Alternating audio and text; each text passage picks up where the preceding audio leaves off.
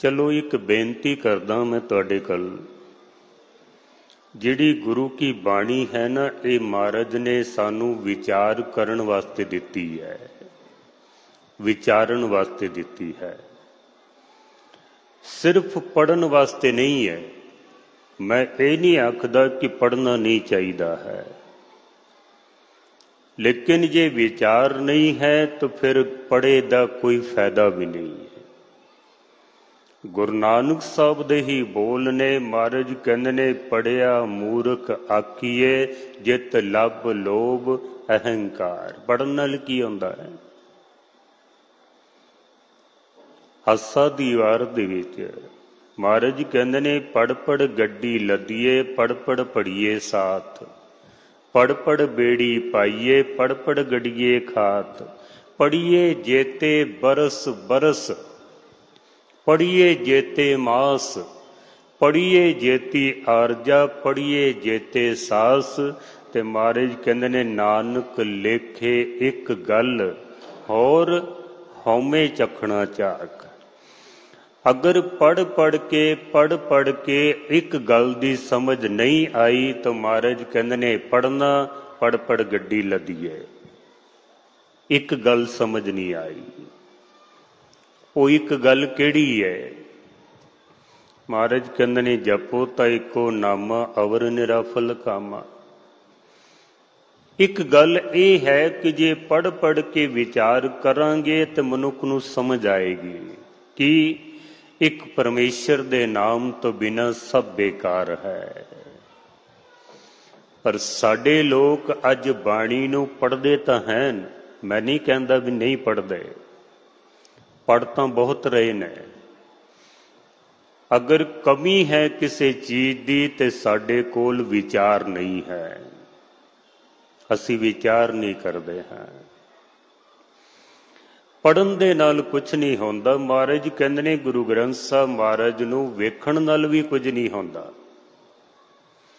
सतगुरु नूं सब को देखदा, जेता जगत संसार, डिठे मुकत न होवी, जिचर शब्द न करे विचार।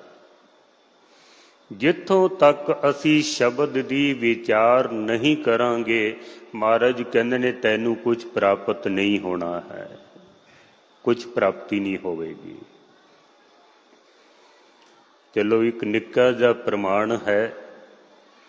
साडे बच्चे स्कूल जान, किताबां नूं मत्था टेकन, मास्टर नूं मत्था टेकन, परिक्रमा करन, वापस आ जान, क्या वो बच्चा कुछ प्राप्ति कर सकता है? तुसीं सियाणे सत्संगी बैठे हो। एक बंदा समुंदर किनारे जावे, समुंदर नूं मत्था टेके, हाथ जोड़े, कोल बह भी जाए, वापस आ जाए, सारी जिंदगी भी अगर जांदा रहे, प्राप्ति कुछ नहीं होनी उसनों। जिसने प्राप्त करना उन्होंने गहराई दे विच जाना पैना है।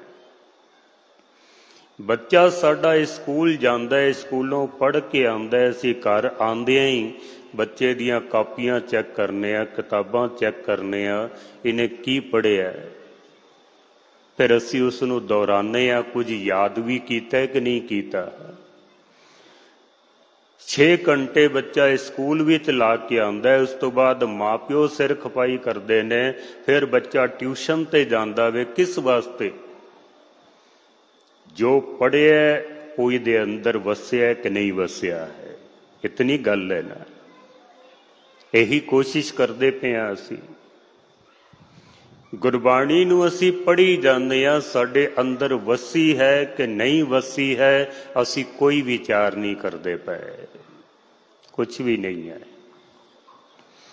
मैं ते देख के हैरान हो जाना, लोकी जपजी साहब दा पाठ 5-7 मिनटां विच कर दिंदे ने, और कई तो ऐसे भी देखे ने, सवेरे उठदे न, कछहरा तोलिया पकड़िया, बाथरूम में गए तो जपजी साहब शुरू कर लिया, बाहर निकले तो जिन्नी नाम ध्याया, वो जपजी साहब ते बाथरूम विच ही खत्म हो गया, उहदा वो ते उत्थे ही मुक गया वे।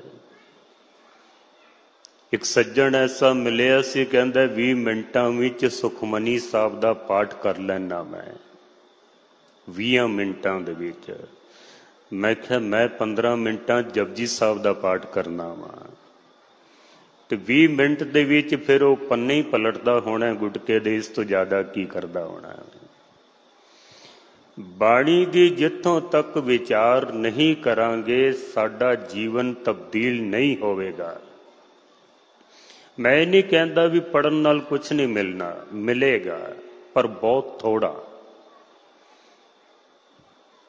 कई लोग आखते ने 5-5 पाठ सुखमनी साहब दा करते पे हैं, जीवन विच कोई तब्दीली नहीं है। तब्दीली आएगी कित्थों? क्योंकि गुरबाणी नूं विचार के नहीं पढ़िया भी गुरबाणी ने आख्या की है। पढ़ी जाओ भावें। गुरु नानक सच्चे पातशाह जी नूं सिर्फ जपजी साहब दे अंदर इक्को ही शब्द नूं 17 वारी लिखना पिया, एक अखर नूं। पता किहड़ा शब्द है?